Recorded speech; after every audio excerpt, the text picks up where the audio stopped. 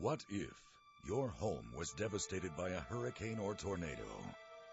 What if a catastrophic illness or divorce dramatically changed your economic future?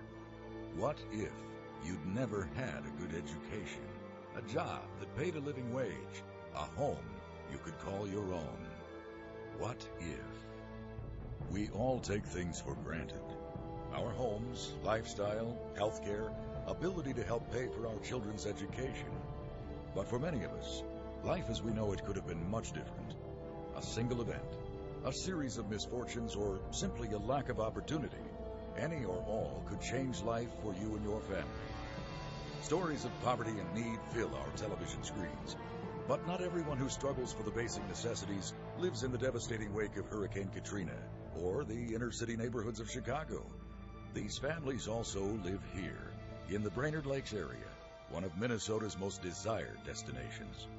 With about 7,500 homes for sale, over 7,600 families in our area are hovering at or below the poverty line. There are more than 4,000 houses and apartments in our area with inadequate plumbing, moldy sheetrock, sagging floors, and a myriad of other issues. Yet many people still struggle to pay for rent and utilities in substandard housing, with little hope of emerging from the downhill economic spiral. The need is significant. The canyon is widening between those who have and those who have not. In '96, I went through a divorce and ended up going into transitional housing for protected women. We could only stay in our transitional housing for 9 months. So after that 9 months was up, my daughters and we moved out into a very small cabin located out by Garrison. So it was probably 16 by 20. It was only a one-bedroom cabin. We lived there for about a year and a half. My child support was pretty much kind of hit or miss. You didn't know if you were going to get it. A month or two, going without it. I had went to the county just to see what help I could get.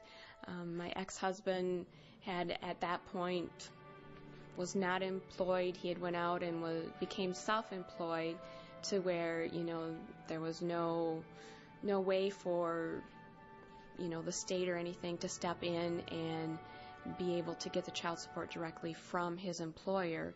That also meant that the children's insurance also dropped. So I had went to the county just to see what, if any, help I could get from them. And it was like you were caught between a rock and a hard spot. You were working, or I was working, to where I was earning too much money to qualify for any type of assistance through them, but yet not earning enough to be able to pay for insurance, to pay rent, to pay, I needed a dependable car to be able to make it back and forth to work, to put gas in the tank to make it back and forth to work. And I'll never forget one of the ladies over at the county. She took and she said, well, if you were to quit your job, then you would be able to get this, and we'd be able to help you with this. And, she wasn't telling me to quit by any means, but, she was just pointing out if I were to quit my job, then I would be able to get this and be eligible for more of their programs. And I guess that just wasn't me. I'd been through some hard times before in my life, and I'm not a quitter. I knew I could make it, that once I could get my feet back on the ground, I knew I'd be ready to start climbing again. I'm not giving up. I'm a fighter. I just needed a helping hand. A sobering picture? Absolutely. One without hope? Absolutely not. Habitat for Humanity International is a non-profit ecumenical Christian housing ministry dedicated to eliminating poverty, housing, and homelessness in the world.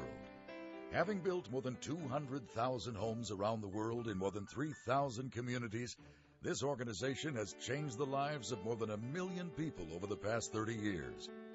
Habitat is a powerful force at work here in the Brainerd Lakes area as well. More than 50 homes have been built or rehabilitated entirely through volunteer labor and donations of money and materials. It's a significant accomplishment, and one that's taken more than 2,000 volunteer days a year to make reality. Who benefits from local Habitat for Humanity efforts? Everyday people. The families who apply to Habitat are very hard-working families. They're living on the edge. Oftentimes there is some situation that's occurred within the family previous to them applying.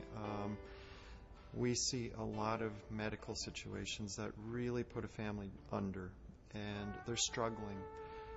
Common myth of families is that they're all on welfare, that they don't have jobs, that they're everything under the sun, I've heard. The truth is these are working families. They have incomes. They're just not making it.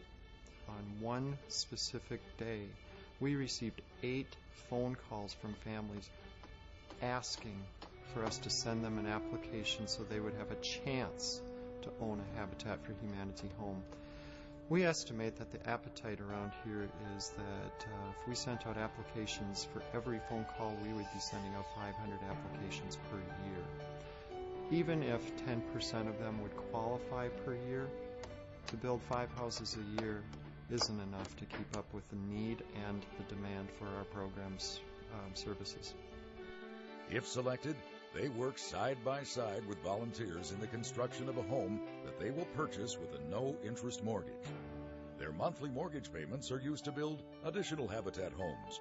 The materials used in building these much-needed structures comes from generous donations of materials directly to projects or to Habitat's Restore that sells contributions of building materials as a self-managed means of additional fundraising.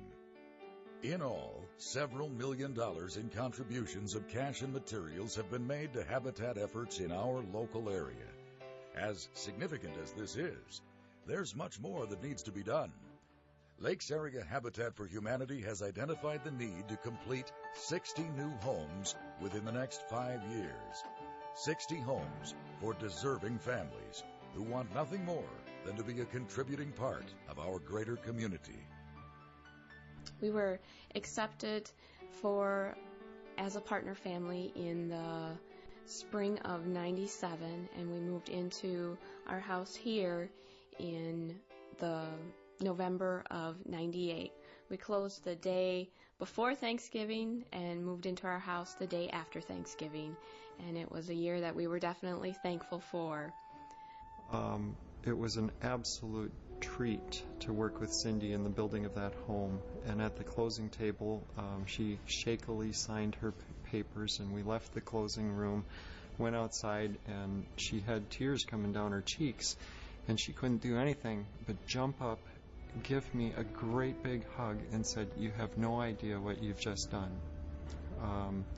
And to watch what has happened to Cindy and her family after the fact and the connection that she continues to maintain with us, it's priceless.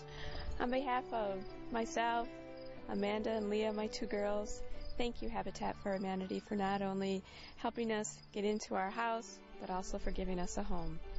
Thank you. Thank you. Thank you, Habitat. Thank you for Habitat for Humanity. Thank you, Habitat, for giving us a home and allowing us to grow our family. What if you could help? You can.